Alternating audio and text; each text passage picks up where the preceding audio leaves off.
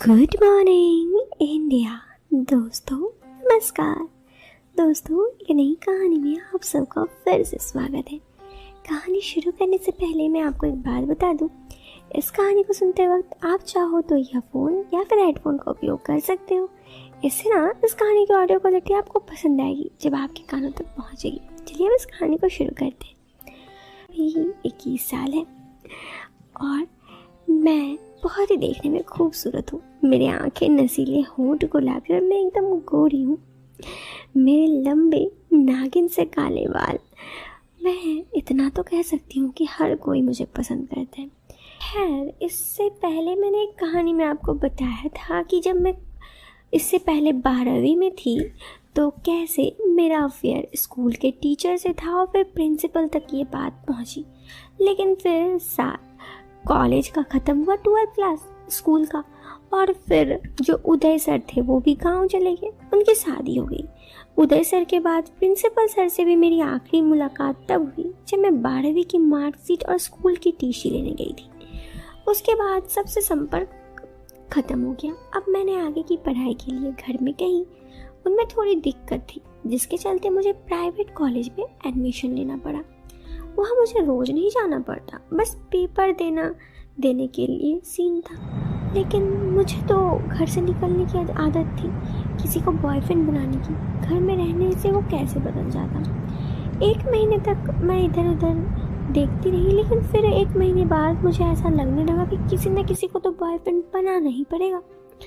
तो इधर उधर नजरें दौड़ाने लगी। मेरे घर में 2 पहाड़ी लोग नियमित रूप से आते थे, एक दूध वाला और दूसरा धोबी। तो मैंने सबसे पहले उन दोनों को पटाने के बारे में सोचा। अब जब भी दूध वाला आता तो मैं उसके सामने जाती, थोड़ा तैयार होकर, और जानबूझकर उसके सामने से इतराती रहती। इतना में मैं धोबी भी जब आता तो धोबी को भी अपने कपड़े देती, तो वो हमेशा कपड़े मेरे कमरे से ही जाकर लेके जाता। ऐसे धीरे धीरे मैं उन दोनों को भी अपने बातों में फंसाने लगी। एक शाम जब मैं घर में बहुत बोर हो रही थी तो मैंने अपने पुरानी साइकिल का सहारा लिया और शाम को मैं रोज 1 घंटा साइकिल चलाने लगी। एक दिन इसी तरह से मैं रास्ते से जा रही थी तो मैंने एक आदमी को देखा। वो आदमी मेरे घर में जो दूध वाला था बिल्कुल उसी की तरह दिख रहा था। मैंने उसे पीछे से देखा तो उसकी पहचान नहीं हो पाई। मैं उसके पीछे गई तो वो एक तबले से होता हुआ एक छोटी सी झोपड़ी के बाहर रुक गया। जब वो पीछे पलटा तो मैंने देखा ये तो वही है। तब उसने मुझे कहा और बोला, अरे आप यहाँ कैसे? वो दूध वाला ने मुझे कहा। मैं उससे बोली, अरे मैं शाम को रोज साइकिल चलाती हूँ तो सोचा इधर से चलूँ तो आप दिख गए। उसने मुझे कहा, चलो अच्छा है आप मेरे घर आए हो, आओ मेरे गरीबन में बैठो। मैंने बोला, अरे रहने दीजिए, मैं यहीं से हूँ। वो बोली, नहीं ऐसे कैसे जाने दूँ, पहली बार आप मेरे घर आई हो, अनजाने में ही सही, लेकिन मैं आपको बिना चाय पिए जाने नहीं दूंगा। उसकी जिद के आगे मुझे हार माननी पड़ी। वो मुझे अपने घर के अंदर ले गया। उसकी झोपड़ी के अंदर उसका घर था, एक तख्ता बिछा हुआ था, उसी में किचन था, बाहर भैंसों का तबेला था। मैंने उससे पूछा, तुम्हारे घर में कौन कौन रहता है?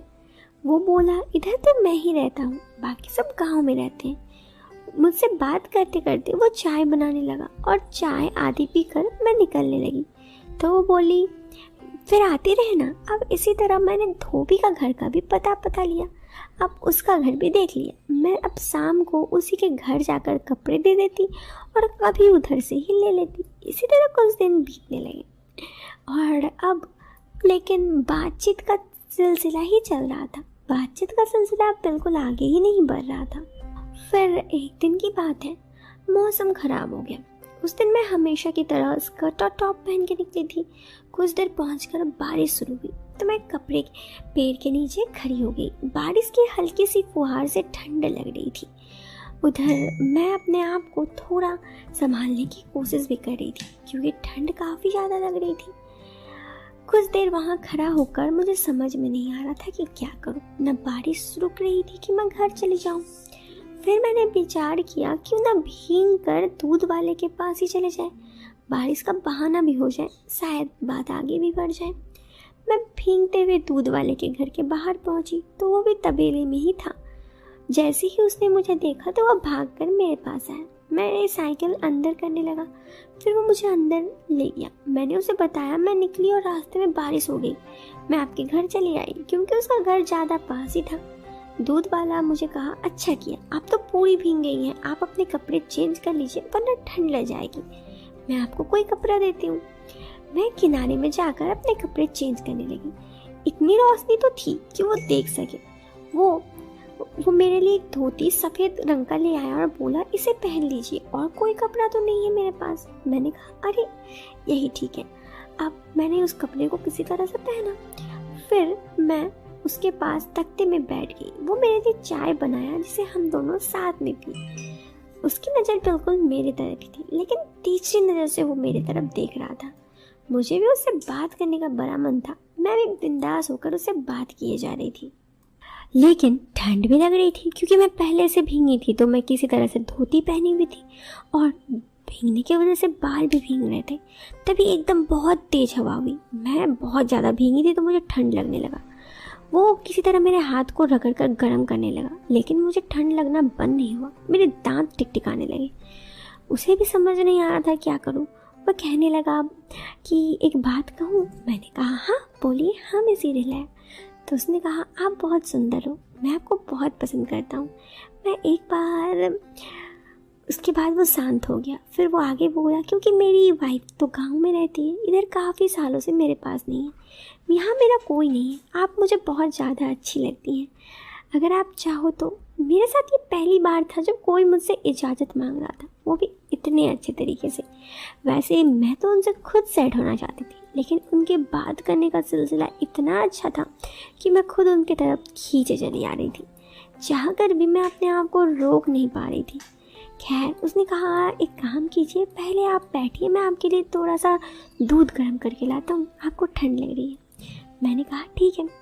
फिर मैं वहाँ पर बैठी रही और वो तबेले से जाकर दूध लिया और फिर गर्म करने के लिए किचन चला गया। मैं बैठे बैठे, मुझे ठंडी लग रही थी।